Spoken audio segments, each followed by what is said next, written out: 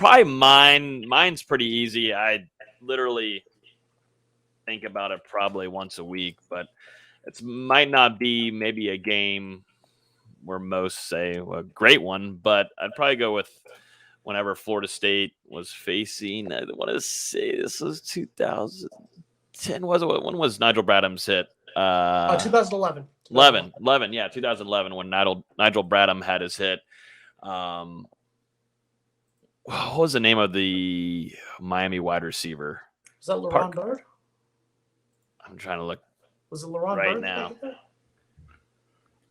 I don't remember that. I mean, like I remember when PK Sam speared Roscoe Parrish and put him in the hospital.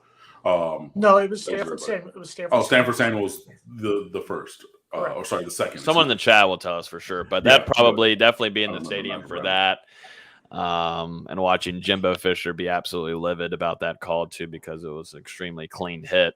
But that place just going wild and how violent that was. I like linebackers that hit hard, and as long as you're being safe. But sometimes it's a rivalry. You're supposed to hit hard like that, and that just goes to show. Whenever I think of, since I've been little, Miami and Florida State, those are usually the biggest hitting games in the entire country. These guys don't like each other. They grew up with one another. They played each other already in high school and probably already didn't like each other then, but going to opposite schools from south up to north, and those guys just want to chirp, and then you get on the field and you just lay down on the line. But that Nigel Bradham hit, I mean, that was leveling and very scary to watch. But that was probably one of my favorite memories, at least being in person to watch. That was incredible. And just watching Dalvin Cook do what he did too. I mean, there's just so many things that you could say about Dalvin and what he did, but at least in person to watch him play, there's just something about him that he just hit a different gear whenever he faced the Hurricanes.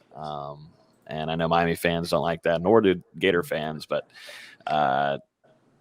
sure do kind of miss him a little bit. Definitely Florida State's running game right now not doing so great. I was going to ask you, Cam, and just kind of either bring it up as a topic for us to talk about here, but going into this upcoming weekend's game, to me, Florida State's the pro for them right now is the pass rush. You know, Jermaine Johnson is Jermaine Johnson. He showed up and has been a great asset to Florida State, along with Keir Thomas, who had 2 sacks last weekend. Fabian Lovett from the inside there. Robert Cooper's doing his thing. Oh, my God, that looks atrocious in orange. Mark, get it off. Take it off. Put it on Cam. I can't do it in orange. I can't even do it. My name. There's never any orange around in here. I don't think my name in any color works. So, okay. It works for Mark. Yes, we'll let it go to Mark.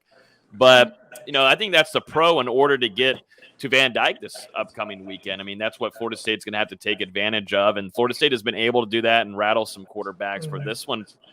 Purposefully, this guy down there in Miami, he's on a trend right now, and it's going upwards. And the only way for Florida State, because right now I'm not trusting Jarian Jones in coverage. I'm not doing that. Brownlee, he's a lot more consistent than he has been. But, I think you got Rambo, too, that Miami can use and utilize as a playmaker. But Florida State has had a tough time locking down those key guys. What are your thoughts about that pass rush from Florida State? Because that's going to be, I think, a pivotal part, the deciding factor for this weekend. Yeah, I think it's going to be. Obviously, I'm very upset that we decided to take DeAndre Johnson through the portal and not your guy coming from Georgia. I mean, that's a choice. I know DeAndre Johnson went to Southridge with, guys who have now made their way into the portal and off this roster. So that was a selection. I'm not really sure that was the wise one because, he's a monster. Accounting for him is going to be really key.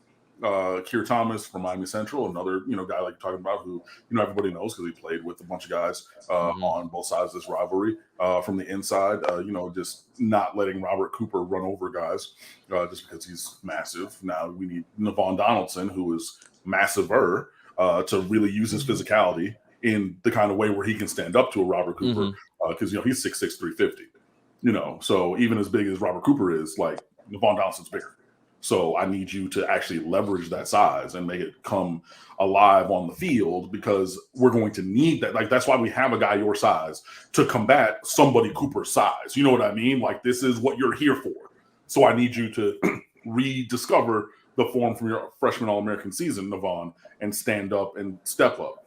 Now, with Corey Gaynor out, we've moved Ja'Kai Clark off of a red shirt basically, but put him at center. And he's really been a revelation. So the offensive line has taken a step forward, but there can be times when the tackles can be a little shaky in pass protection. So Zion Nelson on the left side, and I think we're going with Jared Williams, Jarrid, who played in college with De'Aaron King at Houston before coming over. Those are your bookend tackles. So you just got to really be sure that they are really in tune with their technique. And then also, it's a thing that we don't do much of, but I would like to see us chip an edge rusher with a running back or a tight end sometimes, because a guy like Jermaine Johnson, like, you can't just let him free rush. You can't just double team him with the guard who's, everybody knows that the guards and centers are the least athletic of the offensive linemen. I'm not saying that they're unathletic. Mm-hmm. I'm just saying the level of their athleticism is not the same as a tackle. So if you're relying on that guy to get out there and he might be 2 inches too short and a half step too slow to get there and make that double team, now you're leaving him one-on-one, and we don't need that. So I would like to see us chip a little bit more. But also, Miami is getting the ball out of Tyler Van Dyke's hands very quickly on a lot of these passes. I would like to see maybe a couple more mesh routes if you guys want to run man-to-man. And then we also have, the now screen and the bubble screens where we, extend the game horizontally to try to, get a crease to get a guy to then, make a guy miss and get vertical. So some of those things with getting the ball out of his hand quickly will also hopefully temper the pass rush enough for Miami's offense to be, to work. Yeah. No, the Florida State's defense is, they're going to have to show up, but they've kept Florida State in games. We've seen that, and they've been able to perform some things, though, definitely against Clemson, just mistakes being made, and they're still a young team trying to understand the perspective of playing away. But this is a really good perk for Florida State to be at home. But this is Mike Norvell's first true rivalry game in person. Last season, he wasn't able to be there due to COVID and didn't play the Gators last year. So this is going to be his first time in person coaching. And so, Florida State defensively has to get after the quarterback, and Adam Fuller still, it seems like it's these last couple of games are what are going to reflect on if he's going to end up staying at Florida State, if they're going to move on from him, or they're going to go to a different option, So this is definitely big time one, and they're going to have to not only defensive ends like Kier and Jermaine Johnson, but Florida State's DBs has to play one of their best games this upcoming game. And I think they know that, but still, it's just so much inconsistency. You got young guys like Kevin Knowles, where he'll go into his first game and play. And, he's been a solid, guy coming in as a true freshman, but Jerrion Jones and guys like Miko Dotson, just some things that concern at least me covering the team.